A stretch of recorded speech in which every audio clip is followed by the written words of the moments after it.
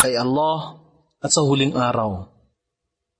Si Allah ay nagwika, at sino man ang hindi sumasampalataya, siya ay pansamantala kong hahayaan na mabuhay sa pananaga sa mundong ito.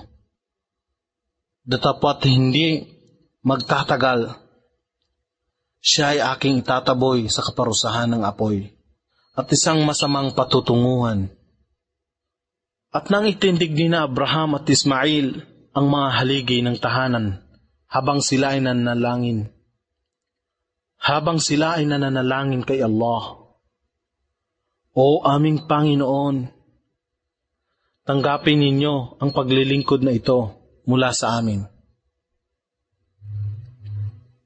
Katotohanan kayo ang lubos na nakakarinig, ang ganap na maalam. O aming Panginoon, kami ay gawin ninyong mga Muslim na tumatalima sa inyong kalooban, at gayon din ang aming mga anak na maging isang sambayanang Muslim na tumatalima sa inyong kalooban. At inyong ipakita sa amin ang aming manasik, mga lugar ng pagdiriwang ng ritual ng Hajj at Umrah. At inyong tanggapin ang aming pagsisisi. Katotohanan kayo ang lagi nang nagpapatawad, ang pinakamawain. O aming Panginoon, isugo ninyo sa kanila ang isang tagapagbalita na mula sa kanila na magpapahayag sa kanila ng inyong mga talata at magtuturo sa kanila ng kasulatan, ang Quran at Al-Hikmah, Hadith, at magpapadalisay sa kanila. Katotohanan kayo lamang ang may ganap na kapangyarihan at karunungan. At sino pa kaya ang tumatalikdan sa pananampalataya ni Abraham, maliban sa kanya na isang hangal? Katotohanan siya ay hinirang namin sa mundong ito, at katiyakang sa kabilang buhay, siya ay mapapabilang sa mga matutuwid. Nang ang kanyang Panginoon ay nagwika sa kanya, isuko mo ang iyong kalooban sa akin, maging isang Muslim. Si Abraham ay nagsabi, isinuko ko ang aking kalooban bilang isang Muslim sa Panginoon at tagapagtaguyod ng lahat ng mga nilalang. At ay ipinagtagubili ni Abraham sa kanyang mga anak na lalaki. Gayon din ang ginawa ni Jacob. O aking mga anak, si Allah ang humirang para sa inyo ng tunay na pananampalataya.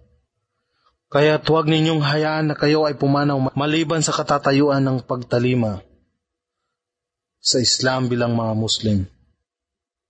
Kayo ba ay mga saksi ng ang kamatayan ay tumambad kay Jacob nang kanyang sabihin sa kanyang mga anak na lalaki, ano ang inyong sasambahin kapag ako ay nawala na?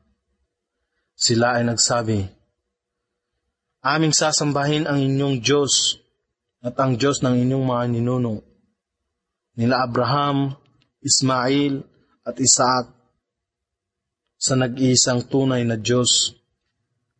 At sa Kanya lamang kami tatalima. Silang mga tao na nagsipanaw na, kanilang tatamasahin ang bunga ng kanilang ginawa, at kayo ay magtatamasa ng bunga ng inyong ginawa. At kayo ay hindi tatanungin tungkol sa kanilang ginawa. At sila ay nagsasabi, maging kayo man ay mga Hudyo o Kristiyano, magkagayon man kayo ay mapapatnubayan. Ipagbadya sa kanila, O Muhammad, datapwat ang tunay na patnubay sa pananampalataya ni Abraham, ang Hanifa, ang paniniwala sa kaisahan ni Allah sa Islam.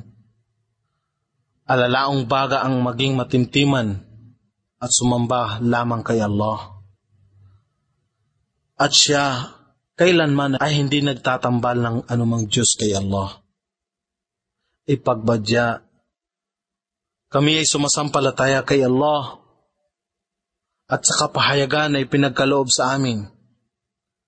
At kay Abraham, Ismail, Ishaq, Jacob, at sa 12 tribo, at sa mga ipinahayag kay Moises at Jesus, at sa mga ipinahayag sa lahat ng mga propeta mula sa kanilang Panginoon.